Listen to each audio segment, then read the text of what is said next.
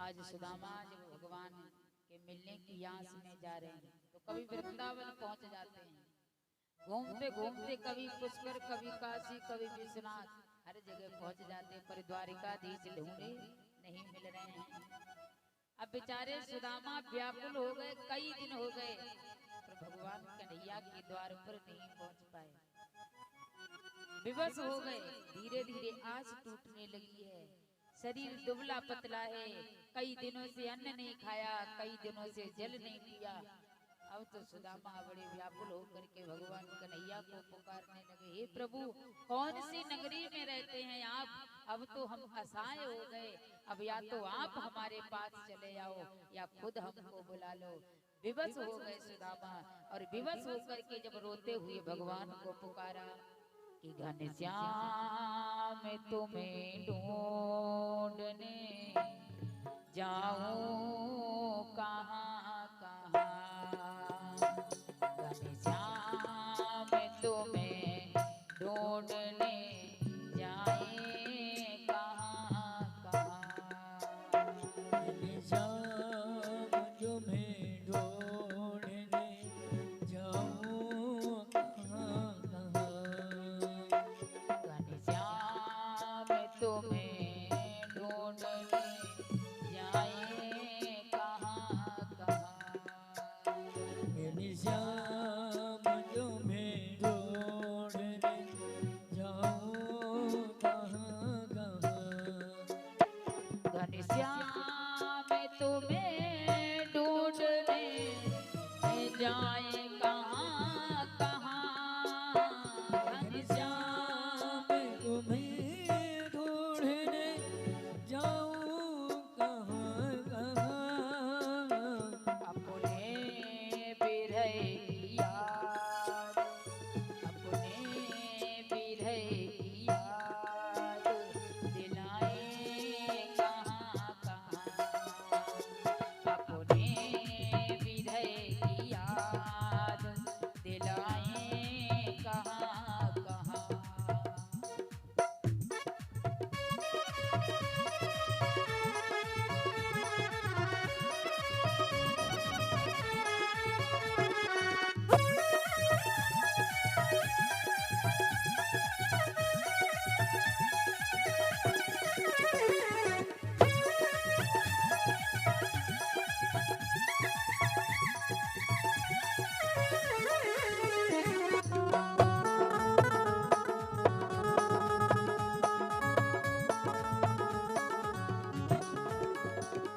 तेरी नजर में जुल्फों में मुस्कान मधुर में, तेरी नजर में जुल्फों में मुस्कान मधुर में, उलझा है सब में दिल, तो उलझा है सब में दिल, तो छुपाए कहाँ कहाँ, उलझा है सब में दिल, तो छुपाए कहाँ कहाँ।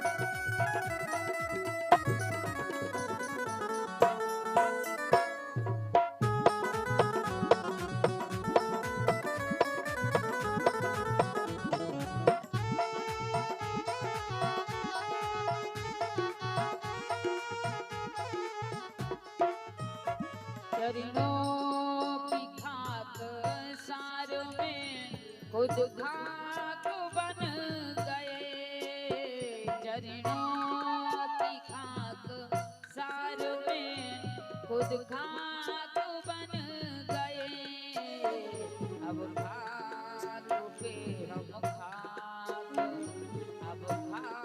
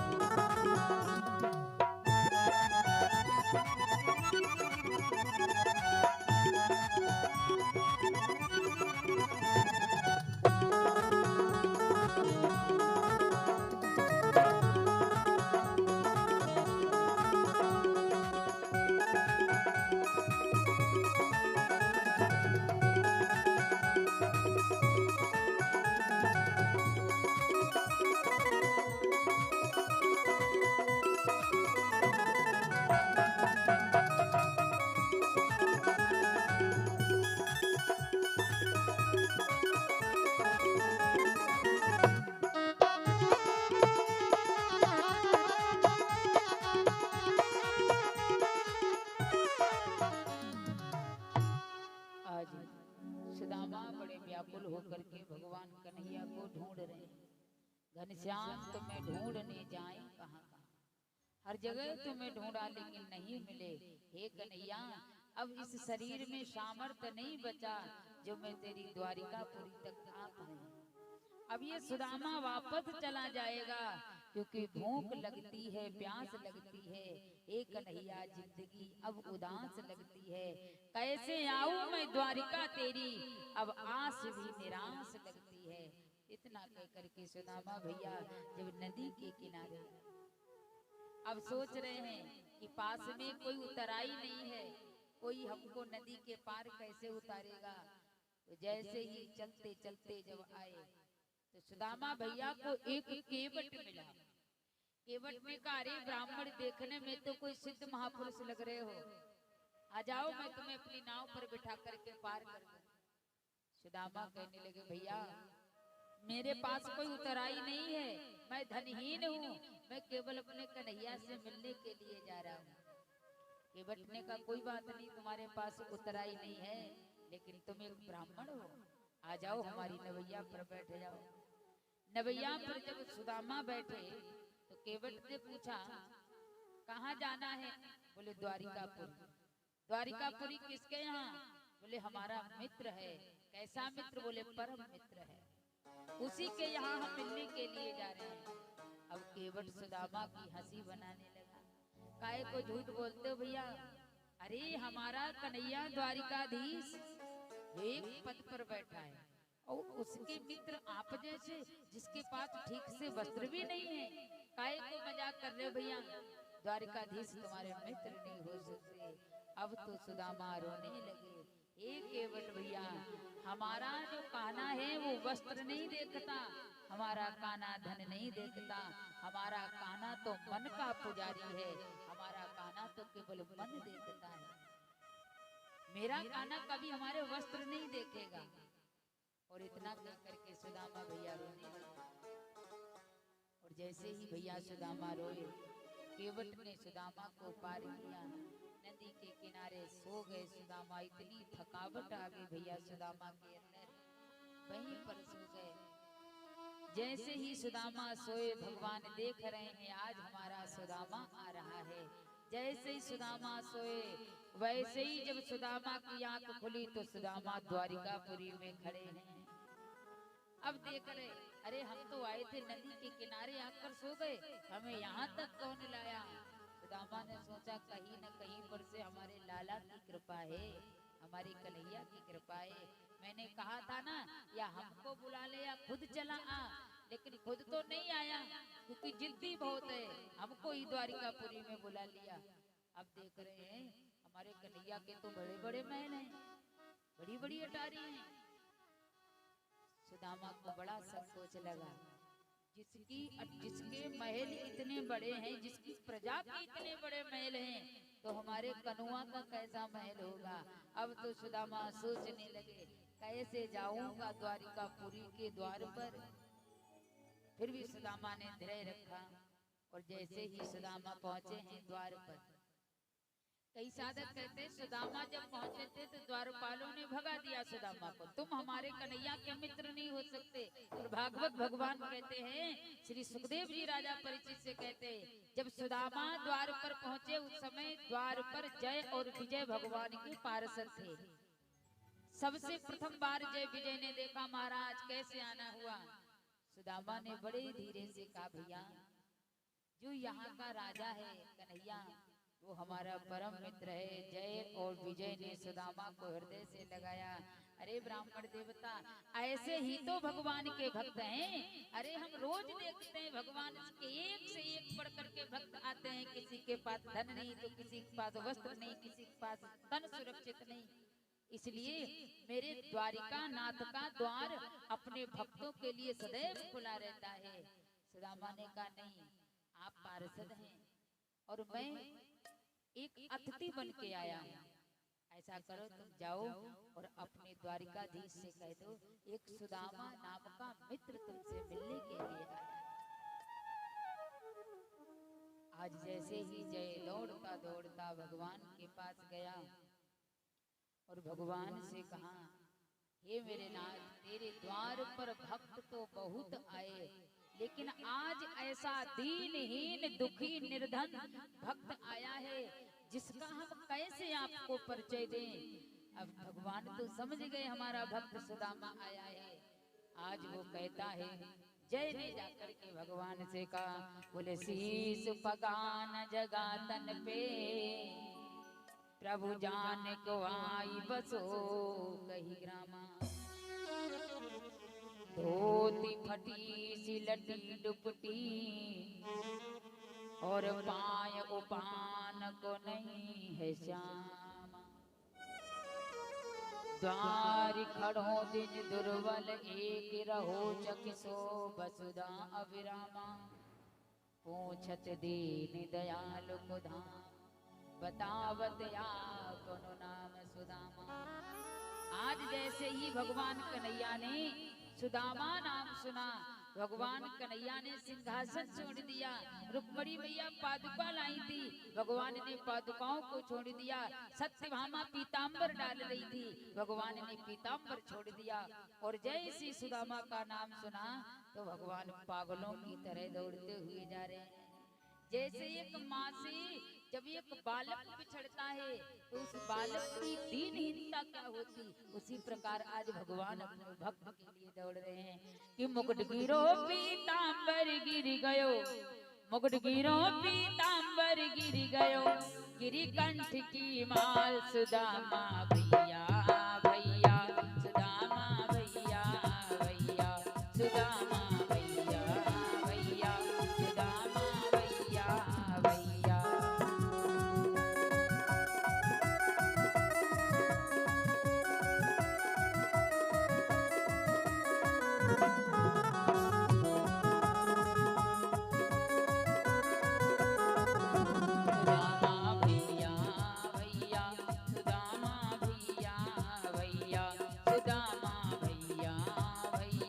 सुदामा भैया भैया, मुकुट गिरो पीतांबर गिर गयो, गिरी कंठ की माल सुदामा भैया भैया। कहते ना, बिनु पद चलहि सुनई बिनु काना, कर बिनु कर्म करई विदनाना। भगवान जब अपने भक्त की सहायता करने के लिए आता है तो पद नहीं देखता। जो राजा द्वारिकाधीश के पद पर बैठा है, आज अपने भक्त के लिए द्वारिकाधीश भगवान ने अपना सिंहासन भी छोड़ दिया, मुकुट छोड़ दिया, पीतांबर छोड़ दिया, कंठ की माला कहीं और पड़ी है। कभी इस पार्षद से टकरा रहे, कभी उस मंत्री से टकरा रहे हैं, सब भयभीत हो गए। आज द्वारिकाधीश को क्या हो गया, सुदामा का नाम सुनते ही भगवान कन्हैया पागल से हो गए और दौड़ते दौड़ते थोड़ी देरी हो गई भगवान को, क्योंकि महल भगवान कन्हैया का बहुत बड़ा था। सुदामा ने सोचा, लगता है कन्हैया आएगा नहीं। अरे लोग सही कहते हैं कि जिसके पास धन नहीं होता उसको कोई पूछता नहीं है, लगता है लाला आएगा नहीं। सुदामा उदासी को लेते हुए जैसे ही सुदामा वहां से चले, अब मन में सोच रहे हैं, मैंने सुशीला से कहा था द्वारिकाधीश हमको भूल गया होगा, तो लगता है मेरा द्वारिकाधीश हमको भूल गया है। अब सुदामा बड़े व्याकुलता के साथ दौड़ते हुए आ रहे हैं। तब तक भगवान कन्हैया ने जैसे ही नाम पुकारा सुदामा, अब तो सुदामा के हाथ से डंडा छूट गया, लगता है मेरा कन्हैया आ गया। दौड़ करके भगवान कन्हैया ने सुदामा को कंठ में भर लिया। बोलिए भक्त और भगवान की जय हो। आज जैसे ही भगवान कन्हैया ने जब सुदामा को हृदय से लगाया, अब जितने नगर के वासी लोग हैं सब देखने लगे, ये कैसी मित्रता है भगवान की। अरे जिसके तन पर वस्त्र नहीं है, जिसके शीश पर पगड़ी नहीं है, और भगवान कन्हैया कहते हैं सुदामा मित्र है। सुदामा धीरे से कहते, कन्हैया हाथ हटा ले, लोग देख करके क्या सोचेंगे, तू इतने बड़े पद पर बैठा है और तू हमको हृदय से लगा रहा है। तो सुदामा ने अपने शरीर को हल्का कर लिया, क्योंकि भगवान शरीर में ज्यादा हैं। सुदामा बेचारे दुबले पतले, बोले कि हड्डी न छिद जाए हमारे कन्हैया के, तो दूरी बना ली। पर भगवान कन्हैया ने सुदामा को हृदय से लगाया, दिव्य रथ पर बिठाया, रथ पर बिठा करके महल की जो गली है उसको सजा दिया और जितने पार्षद से कहा हमारे भक्त का भव्यता के साथ स्वागत कीजिए। आज सुदामा को स्वयं भगवान हाथ पकड़ करके और अपने महल लेकर के आए और सबसे सुंदर जिस आसन पर भगवान बैठते थे उसी आसन पर सुदामा को बिठा लिया। अब 16,108 रानियां देख रही हैं, कैसा मित्र है। भगवान ने अपने सिंहासन पर सुदामा को बिठा लिया क्योंकि ब्राह्मण है। भगवान कहते हैं ब्राह्मण सदैव हमारे सिंहासन का अधिकारी है। और ब्राह्मण तो बाद में, पहले तो भगवान का भक्त है। भगवान ने सिंहासन पर बिठाया और जैसे ही सिंहासन पर बिठाया सभी पत्नियों को आश्चर्य हो रहा है। आसपास घेरे हुए खड़े हैं और जैसे ही भगवान ने सुदामा को बिठाया, सुदामा के पैर में कांटे लगे हैं। सुदामा के पैर से रक्त निकल रहा है। रुक्मिणी मैया से कहा देवी जी जल्दी एक थाल और जल लाओ, मुझे अपने भक्त सुदामा के चरणों को धुलना है। एक वो भक्त है जो भगवान के चरणों को धुलने के लिए गंगा के किनारे नाव चलाई और एक ये सुदामा भक्त है जो भगवान से ही अपने चरणों को धुलवा लिया। अब बताइए सुदामा कभी दरिद्र हो सकता है, सुदामा कभी गरीब हो सकता है, जिसकी चरण स्वयं भगवान कन्हैया जल से नहीं अपने आंसुओं से धुल रहे हैं। रुक्मिणी जब तक जल लेने गई तब तक भगवान कन्हैया ने सोचा लाओ सुदामा के पैरों में मिट्टी बहुत लगी है, उठा करके अपने पैरों के ऊपर जब सुदामा के पैर को रखा तो कांटों इतने लगे हैं कि जगह नहीं है। और जैसे ही कांटे देखे तो भगवान एक एक कांटा निकाल रहे हैं और एक कांटा निकाले तो सुदामा के लिए भगवान ने रोना शुरू कर दिया। देख सुदामा की दीन दशा, करुणा करके करुणा निधि रोए। पानी परात नहात छुओ, नहीं नैनन के जल सो पग धोए। हाथ से जो रुक्मिणी जब तक जल लेने गई तब तक भगवान कन्हैया ने अपने आंसुओं से सुदामा के चरणों को धुल दिया और एक कांटा निकाले सुदामा के मुख से आह निकले तो भगवान कन्हैया